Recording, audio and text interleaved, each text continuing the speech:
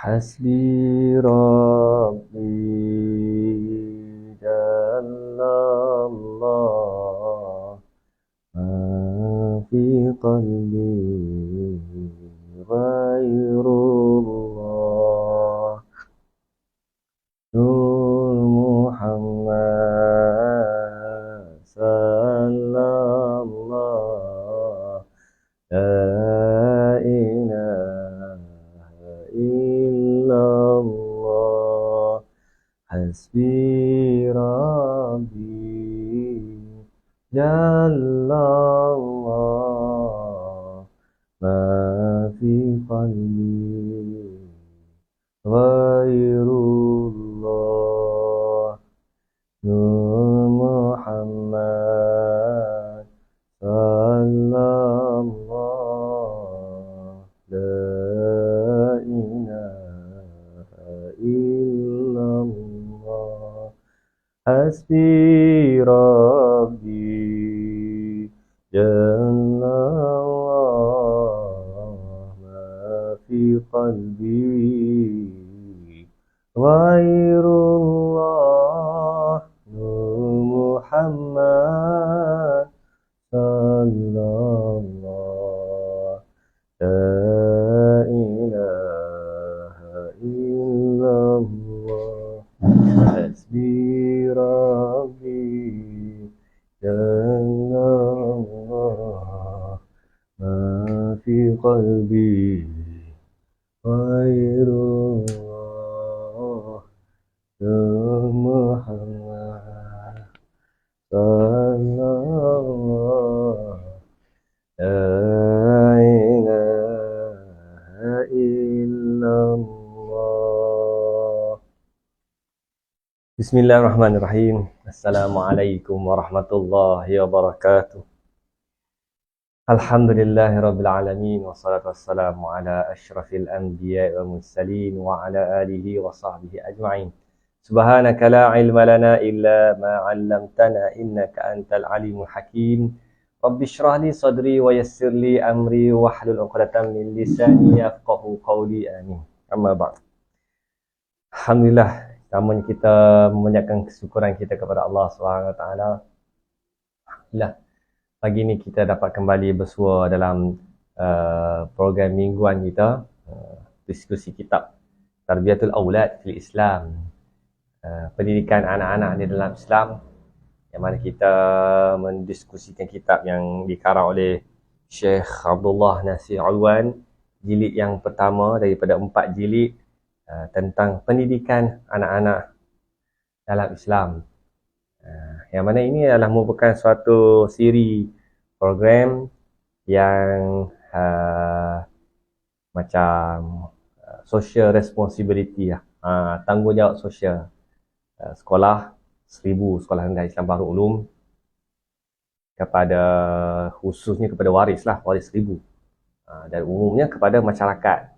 Semualah masyarakat umumnya, masyarakat di Matampau, di Pulau Pinang dan juga seluruh Malaysia, dan kalau ada yang daripada luar negara pun, insya-Allah semoga ianya memberi manfaat kepada kita semua, insya-Allah.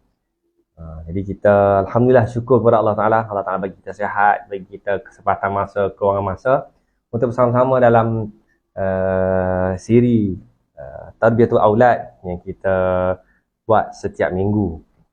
Tuan-tuan dan puan-puan yang dirahmati Allah SWT sekalian, alhamdulillah. Kalau sampai ada kitab boleh tengok muka surat 158, yang mana kita membicarakan dalam tajuk bab yang berapa ya? Bab yang keempat. Bab yang keempat iaitu kaedah-kaedah asas pendidikan. Yang mana dalam pertemuan-pertemuan sebelum ni kita telah mengutarakan berkaitan dengan 5 sifat sebagai seorang pendidik. 5 sifat seorang pendidik. Yang pertama, ikhlas. Kita dah cover dah sebelum ni. Yang kedua, takwa. Juga kita dah bicarakan sebelum ni. Yang ketiga, ilmu. Minggu lepas kan? Minggu lepas ilmu. Dan minggu ni insya-Allah tajuk toleransi. Dan yang kelima, insyaAllah ada rezeki panjang umur minggu depan, kita masuk tajuk sifat menghayati dan menyedari tanggungjawab. Jadi dalam kitab ni disebut tentang sifat yang keempat yang perlu ada pada seorang pendidik. Seperti mana yang saya sebut ulang sebelum ni, kita semua ni adalah pendidik. Semua kita ni tidak lari daripada bertanggungjawab untuk mendidik. Mendidik orang di sekeliling kita.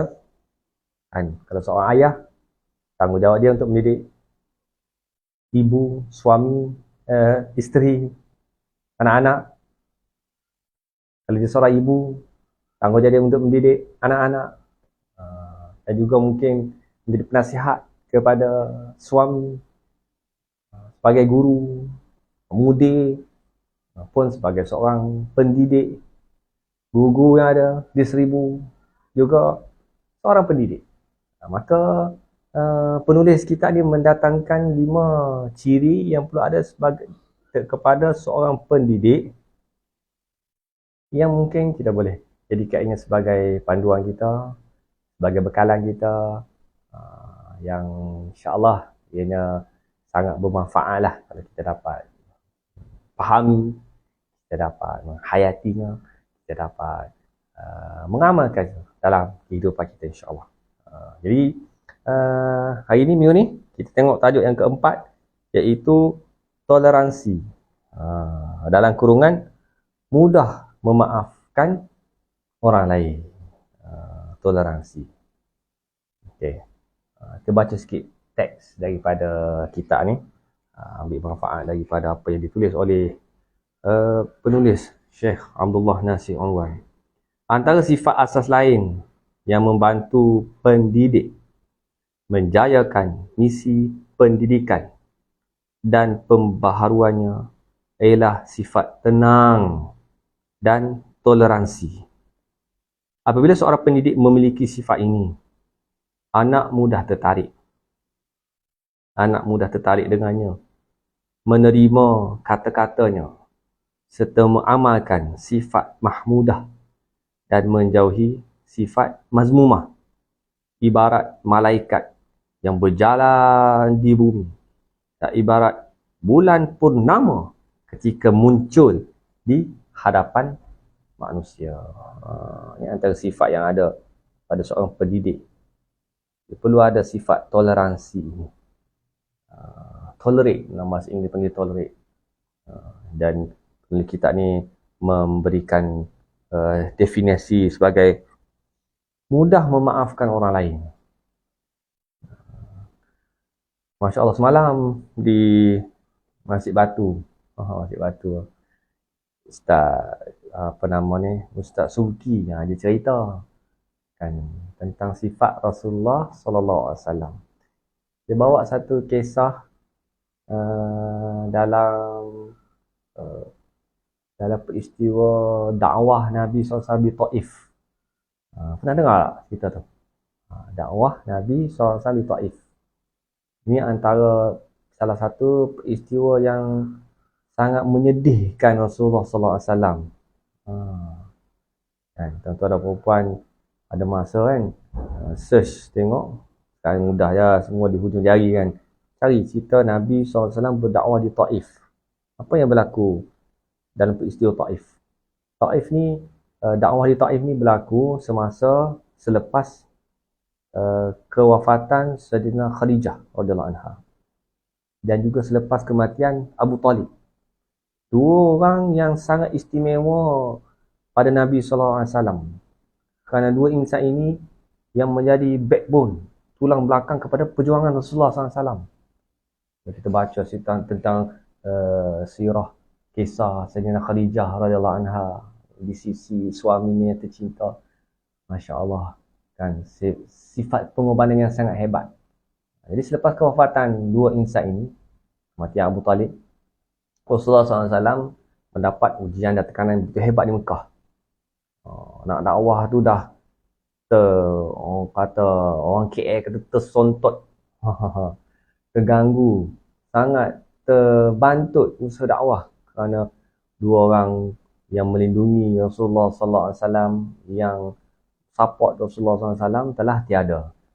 Maka Rasulullah sallallahu alaihi wasallam cuba nak cari tapak baru, iaitu di Taif. Dia pergi ke Taif ni kerana baginda Nabi sallallahu alaihi wasallam dulu pernah dibesarkan di Taif.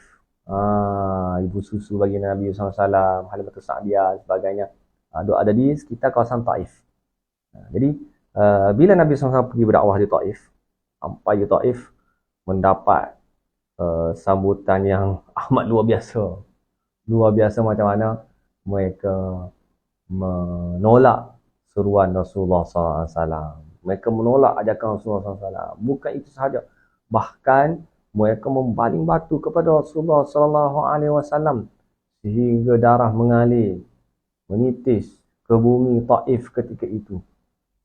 Rasulullah SAW sangat sedih. Kita cerita pendek kan. Sangat sedih. Kemudian lari keluar daripada Taif dan singgah di satu kebun. Kebun tu dipunyai oleh dua orang saudara. Tak ingat dah semalam Ustaz Subki sebut semalam tu, dua orang tu kan. Tapi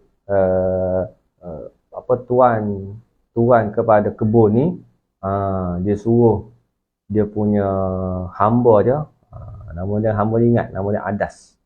Ain Dal Alif Sin.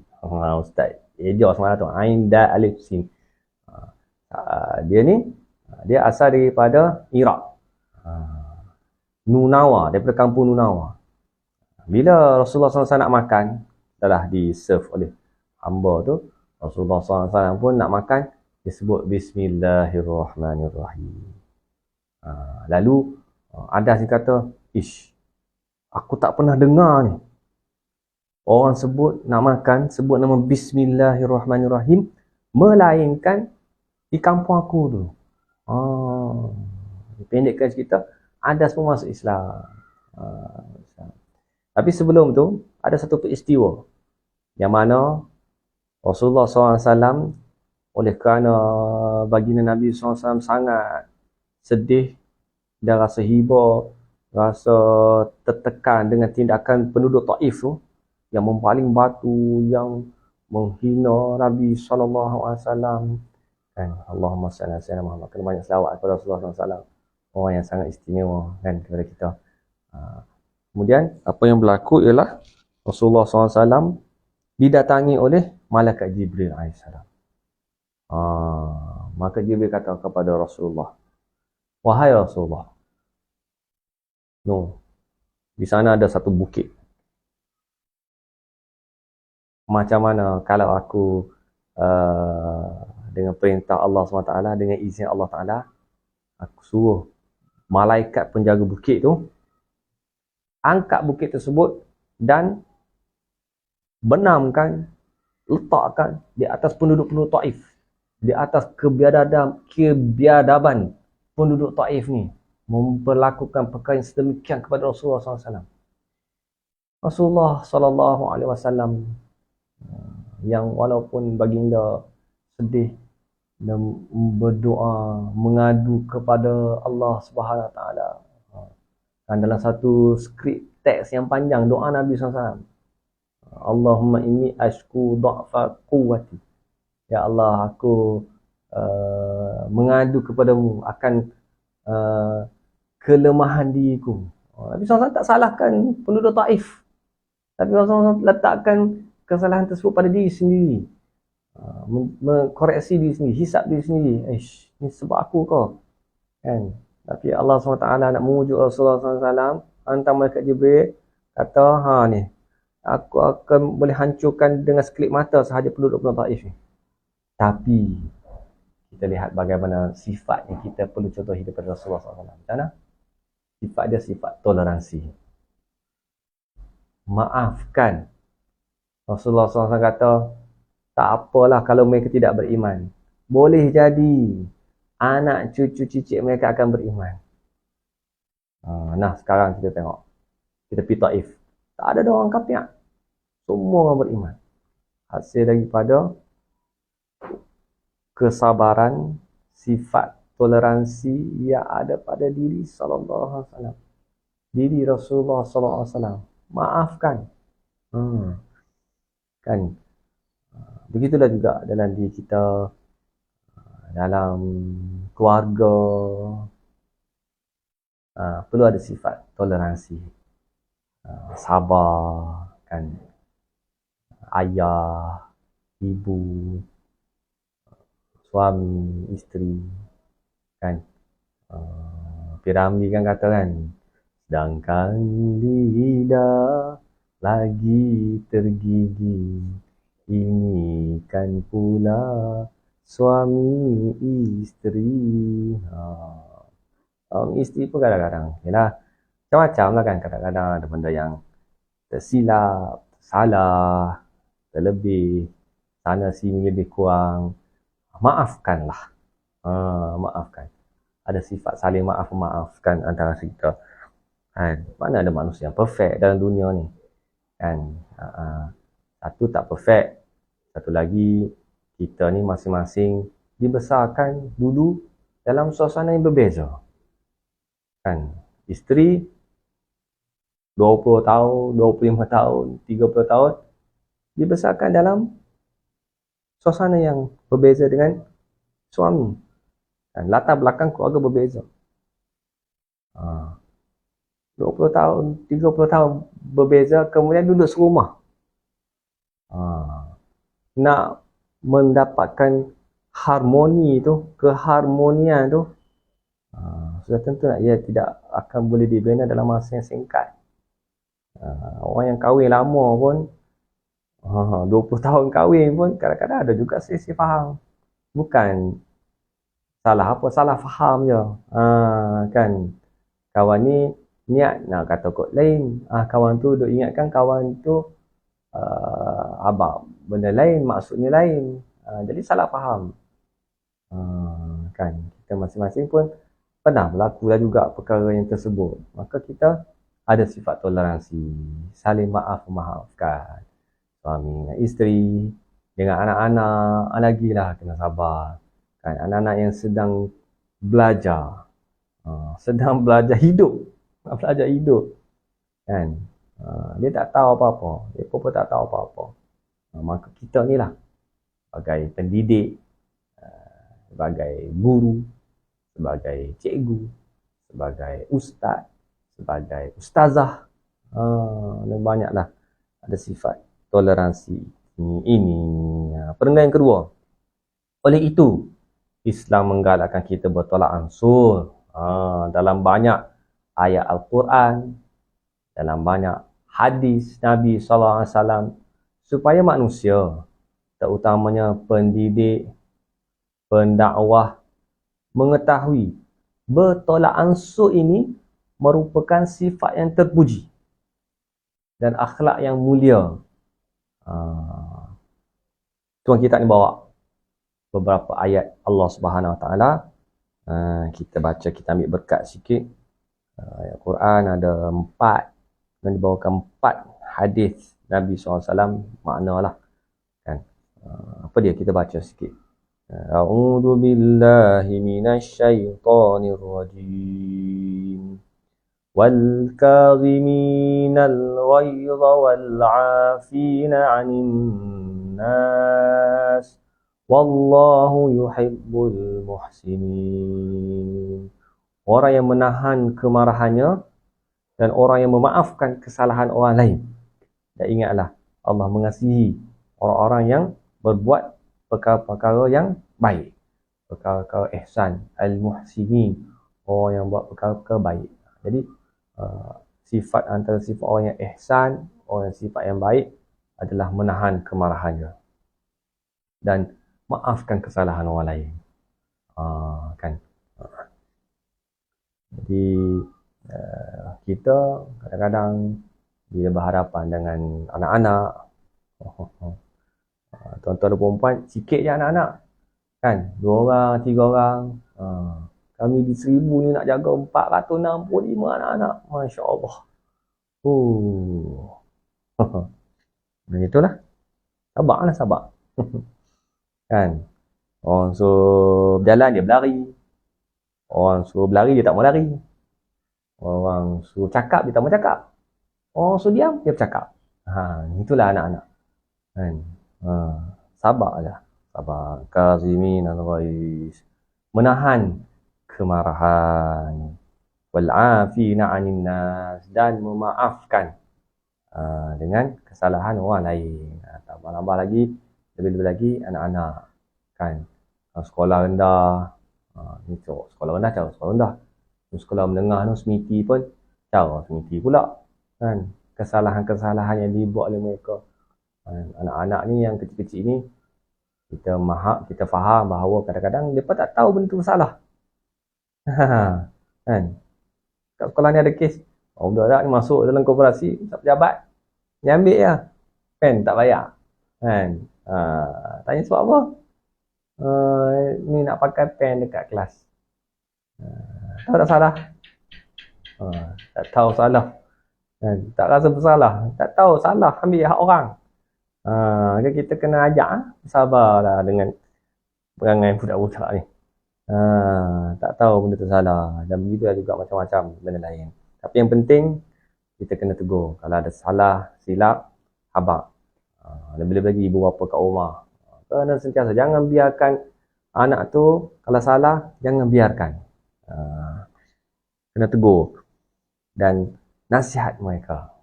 Jadi, insyaAllah, kita harapkan dalam 1000 kita membina kolaborasi antara pelajar, antara guru, antara sekolah dan ibu bapa. Kita di sekolah, guru-guru melaksanakan tanggungjawab masing-masing. Ibu bapa lebih-lebih lagi lah, laksanakan tanggungjawab masing-masing. Tugas mendidik, tugas mentarbiah, tanggungjawabnya di atas bahu ibu bapa.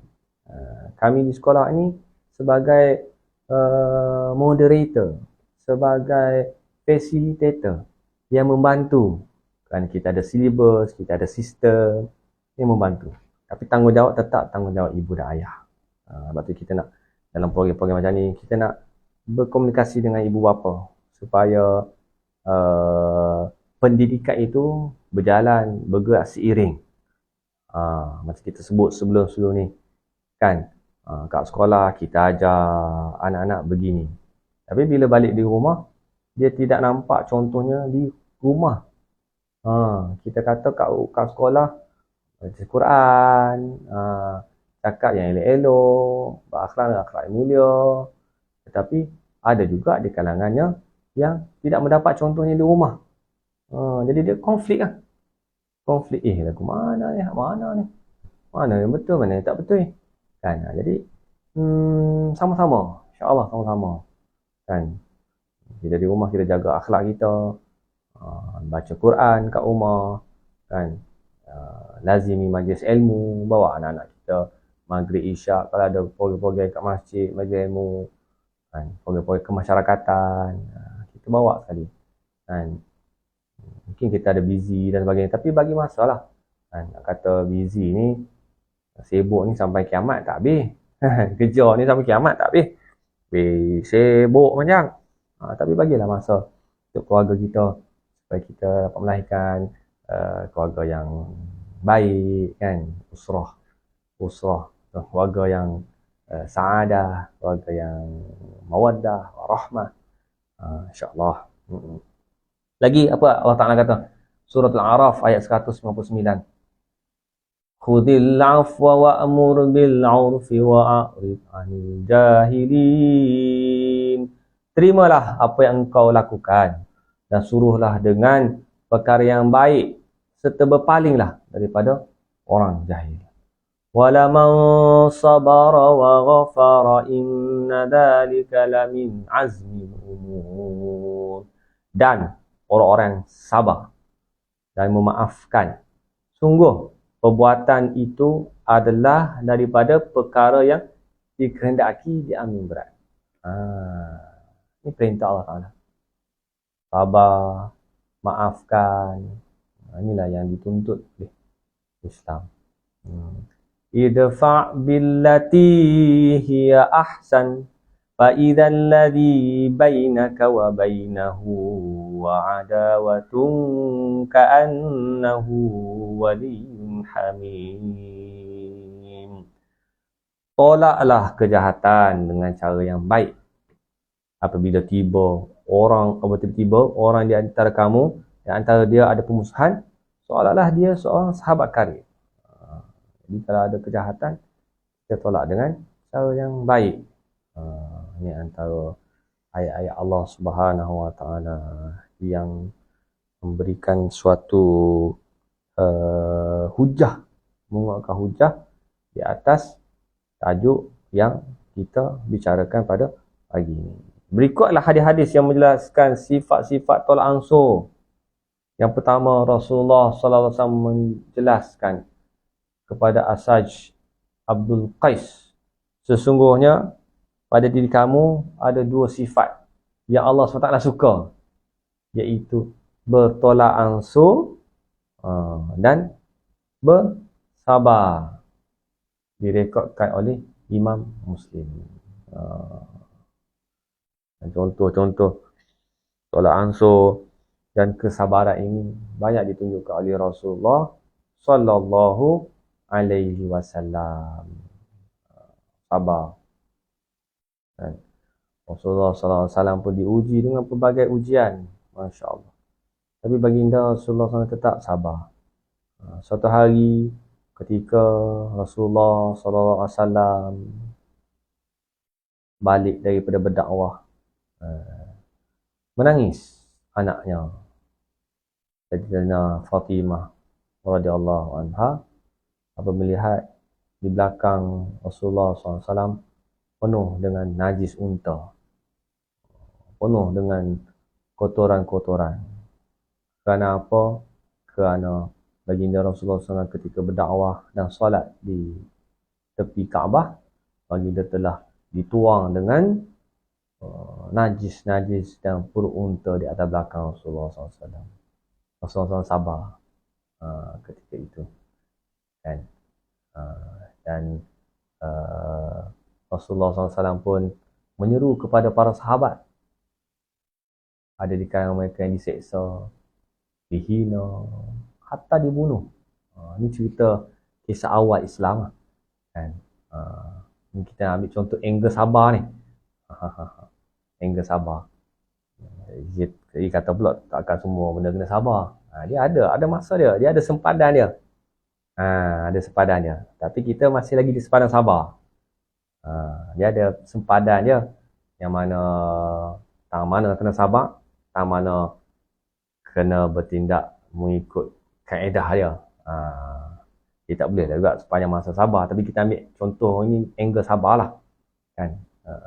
Jadi para sahabat pun begitu juga di awal-awal Islam, diuji dengan pelbagai cara, perkara, sabar, tidak melawan, dan ketika itu masih lagi belum diperintahkan oleh Allah SWT untuk berperang, untuk bertindak secara fizikal dan secara ketumbukan, belum lagi.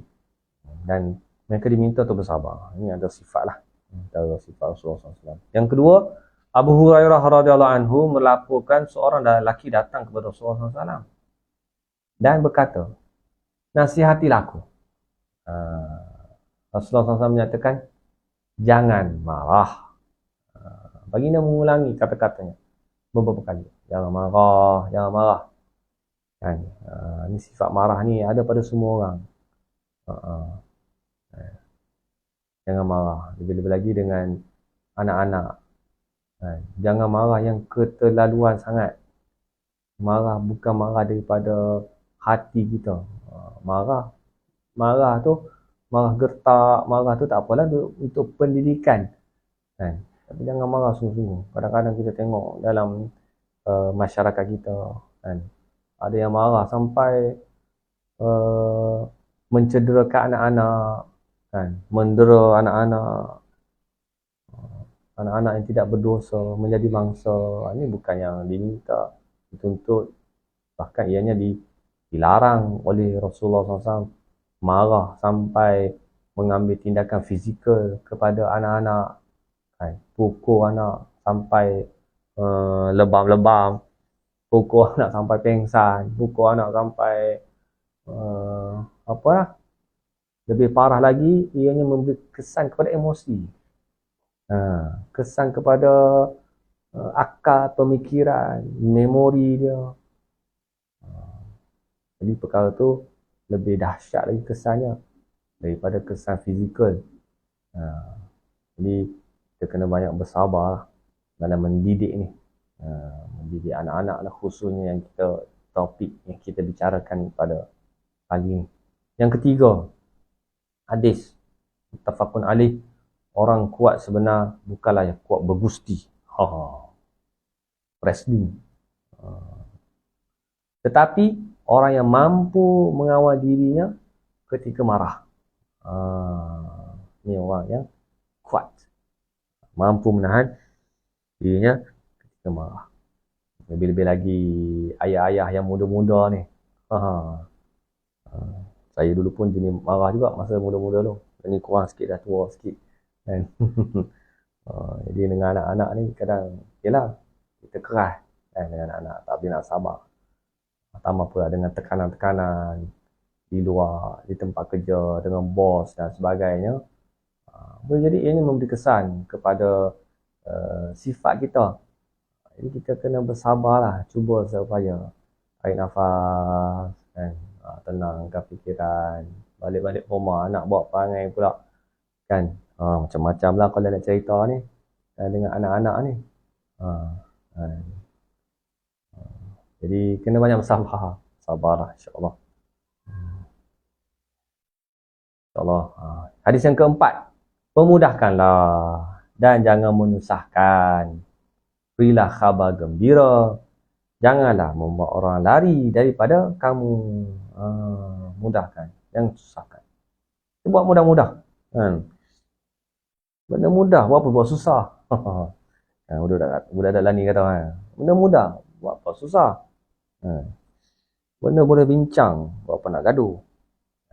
Mudahkan, jangan menyusahkan. Berilah khabar gembira. Janganlah membuat orang lari dari kamu. Seterusnya, apa yang ditulis oleh kitab ni lagi.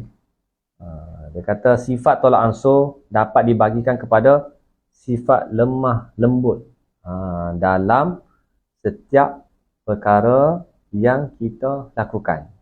Oh dia. Yang pertama, Sayyidina Aisyah radhiyallahu anha menyatakan, Rasulullah SAW menjelaskan, sesungguhnya Allah SWT bersifat lemah lembut dan menyukai lemah lembut dalam setiap perkara. Muttafaqun alaih. Ini antara sifat Rasulullah SAW, bersifat sangat lemah lembut dengan manusia. Allahu Akbar. Kan? Kalau kita mengaji bahagian tafsir, bahagian akidah, tauhid, akan sifat-sifat Allah Subhanahu Wa Taala, kita akan mengenali Allah Subhanahu Wa Taala. Tuhan yang kita sembah ini, Tuhan yang kita mengabdikan diri kita kepadanya ini adalah Tuhan yang bersifat dengan sifat lemah lembut. Betapa Allah Subhanahu Wa Taala ini sangat menyayangi dan mengasihi manusia. Kan? Semasa kita berada di dalam rahim ibu kita lagi. Bukan rahim inilah, rahim ibu kita. Rahim ibu kita tu, bagaimana Allah SWT terus-menerus memberikan rezeki kepada kita. Tak ada soal, tak minta apa-apa pun. Kita daripada saiz setitis air mani yang bercampur dengan ibu kita, kan, air daripada ibu kita bercampur membentuk segumpal darah, kemudian seketul daging, kemudian daging yang tulang yang diseliputi oleh daging membesar. Kemudian Allah SWT terus memelihara kita bila kita dilahirkan dengan sifat lemah lembut Allah SWT. Tanpa kita perlu pergi sekolah, belajar mana-mana, kita tahu nak cari susu ibu kita. Minumlah susu ibu tu sampai kenyang. Boleh tidur lena tanpa gangguan. semut pun tak main ketik kita, masuk dalam lubang hidung kita, kan masuk dalam telinga kita, tak ada, tak pernah. Allah Ta'ala sentiasa memelihara kita walaupun kita sangat dhaif, sangat lemah ketika itu. Lepas tu masa kita kanak-kanak, dengan sifat lembut kasih sayang Allah SWT, Allah Ta'ala bagi rezeki kat kita. Kita boleh makan, boleh minum, tak payah kerja. Ayah kita kerja untuk kita. Balik-balik makan. Nak makan apa? Makan. KFC, McDonald, Pizza Hut.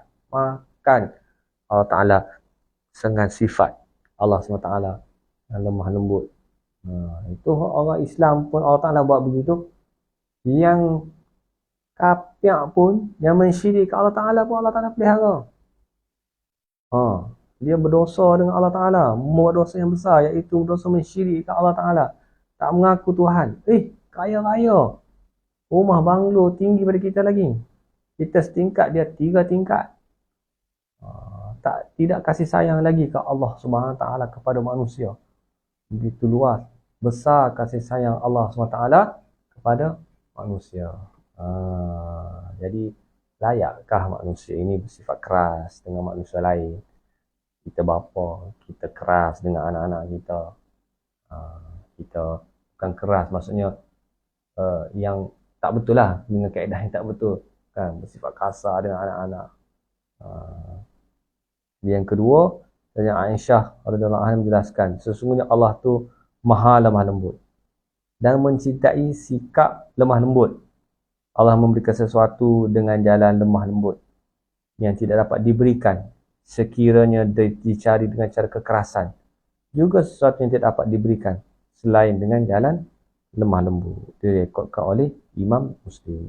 Sayyidatina Aisyah radhiyallahu anha menyatakan, kelembutan hati itu apabila ada pada sesuatu, ia akan menghiasinya.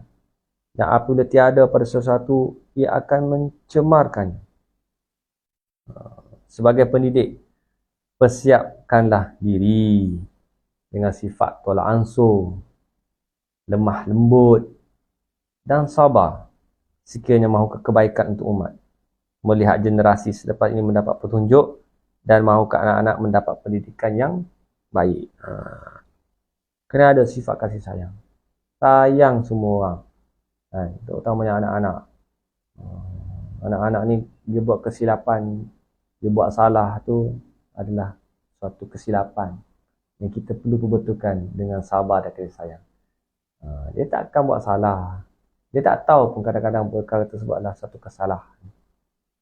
Yang mana kita kena jelaskan dengan sabar. Kita tahu dah, kita dah hidup 30 tahun, 40 tahun ke bumi, mana betul, mana salah. Mereka ni baru hidup berapa tahun? Baru 7 tahun, 8 tahun.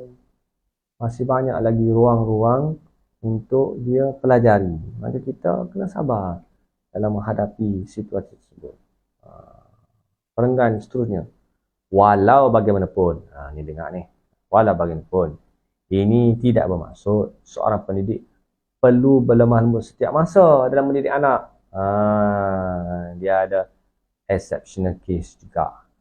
Para pendidik, tapi asasnya tadi, kita kawal marah kita, kawal sifat kasar kita.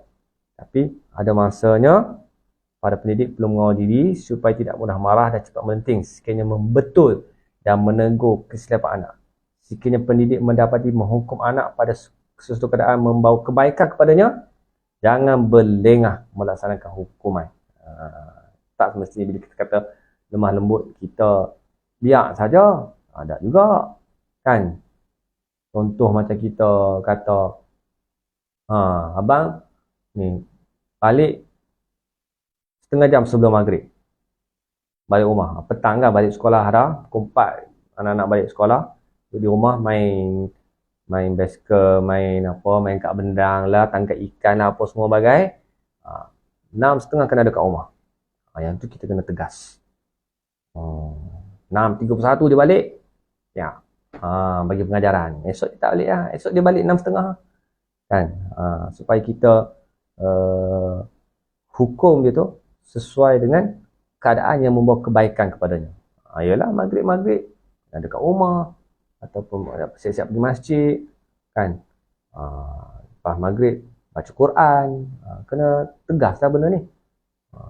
Janganlah dibiarkan anak-anak.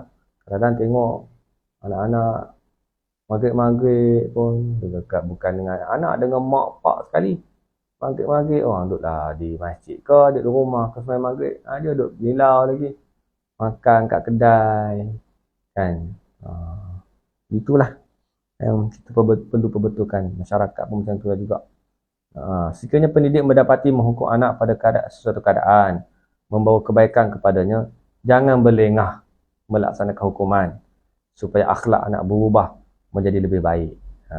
Siapa yang diberikan kebijaksanaan dalam mendidik anak, maka dia sudah diberi banyak kebaikan.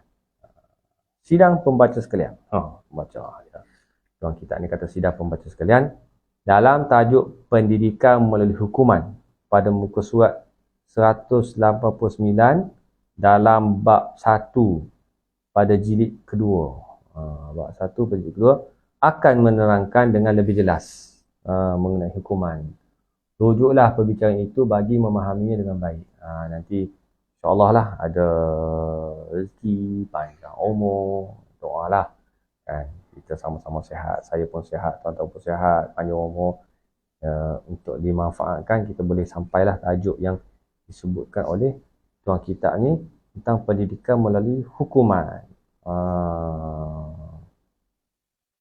Jadi habislah tajuk ni, sifat yang keempat berkaitan dengan toleransi. InsyaAllah ada rezeki minggu depan, panjang umur, murah rezeki. Disambung dalam tajuk yang sifat yang kelima, iaitu menghayati dan menyedari tanggungjawab. InsyaAllah. Jadi mudah-mudahan sedikit sebanyak perkongsian pada pagi ini dapat dimanfaatkanlah kepada semua untuk kita melahirkan anak-anak 1000 yang cemerlang, anak-anak yang mungkin ada kat luar ni yang bukan 1000 pun yang cemerlang juga, insyaAllah semuanya cemerlang, berjaya di dunia dan berjaya di akhirat lah, insyaAllah. Dan perjalanan kita ni masih jauh lagi, dan teruskanlah perjalanan kita. Mudah-mudahan Allah Ta'ala memberikan kita kejayaan, menggolongkan kita semua ni dalam syurga Allah SWT. Jadi ahli syurga semua, insyaAllah. Dan jangan lupa share link ni kepada grup-grup WhatsApp kawan-kawan, grup-grup WhatsApp adik-beradik semua kan, tempat kerja, cikgu sekolah hantar kat cikgu sekolah, kawan-kawan, anak-anak ni, kalau ada anak-anak balik sekolah lagi, saya dengar juga, anak-anak pun share dekat kawan-kawan lain supaya kebaikan ini tersebar luas. InsyaAllah. Mohon ampun dan maaf mana ada salah dan silap. Maklum saja kita ni manusia, insan biasa yang lemah dan terdedah kepada salah dan silap. Aqulu qawli hadha wa astaghfirullahal azim wa li wa lakum. Wabillahi taufiq hidayah. Wassalamualaikum warahmatullahi wabarakatuh.